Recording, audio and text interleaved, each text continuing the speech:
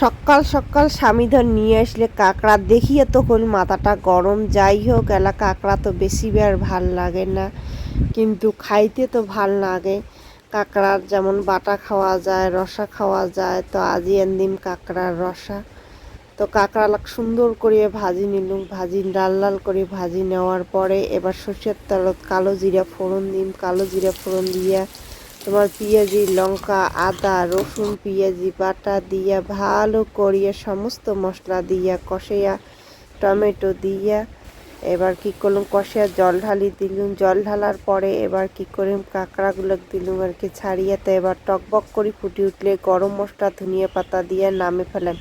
তো নামে ফেলে তো মরি তো লোভ লাগি যাবা, তো বাপরে বাপ এত সুন্দর রান্না আজি হয়েছে। তারপর ভাবলুম যে না, আজকে ছাওয়া পাওয়া ফেলা আগত মুই আগত খায়া দেয়ার টেস্ট করিম। তারপর মুখ নাগাইছে ভোগ আন্দিতে আন্দিতে এইবার কি করছুম, ভাত নিলুম কলা পাতাত, তারপর নিলুম তোমার কাঁকড়ার রসা নিয়ে আর কি এবার মরুজও নিছুম। এইবার ভালো করিয়া করে দিচ্ছুম মাকে।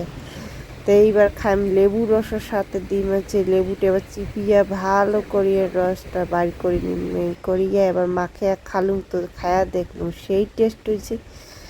যাই হোক, কাঁকড়া তো মোড়ের জন্য আনছে, আর মুইয়ে করম কাঁকড়া দেখিয়া রাখ।